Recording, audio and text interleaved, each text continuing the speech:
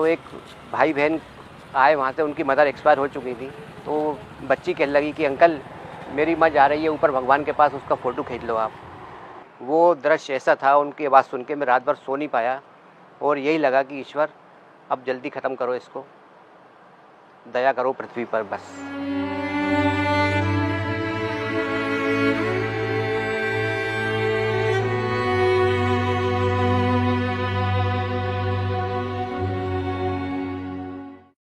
मध्य प्रदेश की राजधानी भोपाल के भदभदवा विश्राम घाट की एक तस्वीर शुक्रवार को दैनिक भास्कर के पहले पेज पर प्रकाशित हुई।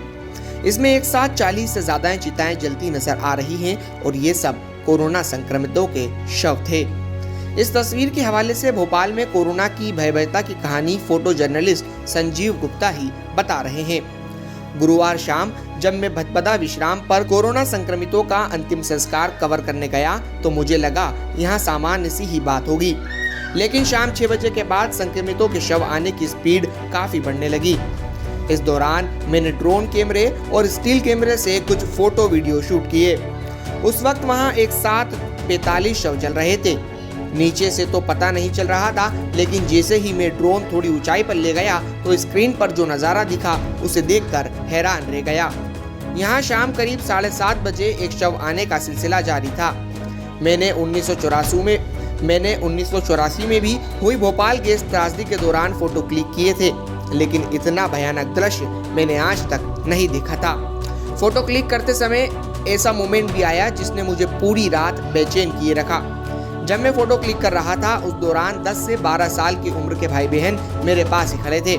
भदभदा विश्राम घाट के विद्युत शवदाह से निकलते काले धुएं की ओर इशारा करते हुए उस बच्ची ने मुझसे कहा, अंकल मेरी मम्मी जा रही है, प्लीज उनका एक फोटो खींच लो। वो क्षण और दृश्य ऐसा था कि भुलाए नहीं भूलता। रात भर मेरे कानों में उस बच्ची की आवाज गूंजती रही। मैं पूरी रात सो नहीं सका। मैं तो यही कहूँगा कि ईश्वर इस महामारी को अब जल्द खत्म करो और धरती पर दया करो। संजीव आगे कहते हैं कि उन्हें नहीं पता कि इसमें दोष किसका है, लेकिन प्रशासन और सरकार की लापरवाही तो साफ नजर आती है, क्योंकि शहर में कोरोना मरीजों के लिए ना बेड है, ना ऑक्सीजन, ना इंजेक्शन और ना जरूरी दवा। सरकारी आंकड़ों में 21 मौतें दर्ज हैं, जबकि 5 दिनों में 356 संक्रमितों का अंतिम संस्कार किया जा चुका है। मध्य प्रदेश सरकार ने पहले संक्रमितों के आंकड़े छिपाए और अब मौत छिपा रही है। आज ना अस्पतालों में जगह है, ना शमशानों में। मरीजों को लेकर परिजन दर दर भटक रहे हैं। शायद यही वजह है कि शमशान आज सुलग कर खुद चीख चीख कर सच्चाई बयां कर रहे हैं। गुरुवार को भोपाल में 112 कोरोना संक्रमितों का अंतिम संस्कार हुआ। भदभदा में 72, सुभाष नगर में 30 दाह संस्कार हुए और जदा कब्रिस्तान में 10 शवों को दफनाया गया। लेकिन सरकारी आंकड़ों में भोपाल में सिर्फ 4 मौतें दर्ज की गईं। पिछले 5 दिनों में भोपाल में 356 संक्रमितों का अंतिम संस्कार हो चुका है, लेकिन सरकारी आंकड़ों में इसे सिर्फ 21 बताया जा रहा है। ऐसे में सवाल उठता है कि शमशानों में ये शव कहां से आ रहे हैं।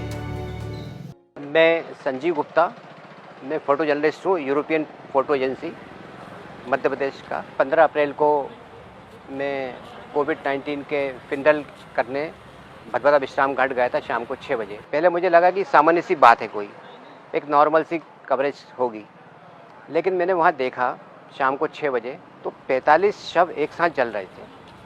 सरकार के दावे हैं 4 के।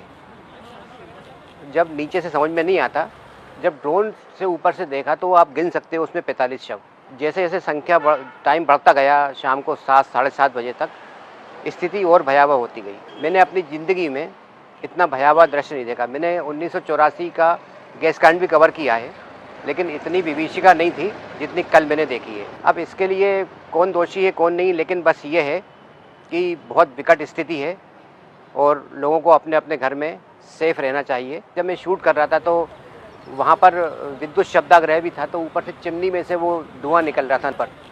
तो एक भाई बहन आए वहाँ से, उनकी मदर एक्सपायर हो चुकी थी। तो बच्ची कहने लगी कि अंकल मेरी माँ जा रही है ऊपर भगवान के पास, उसका फ़ोटो खींच लो आप। वो दृश्य ऐसा था, उनकी आवाज़ सुन के मैं रात भर सो नहीं पाया और यही लगा कि ईश्वर अब जल्दी ख़त्म करो इसको, दया करो पृथ्वी पर बस।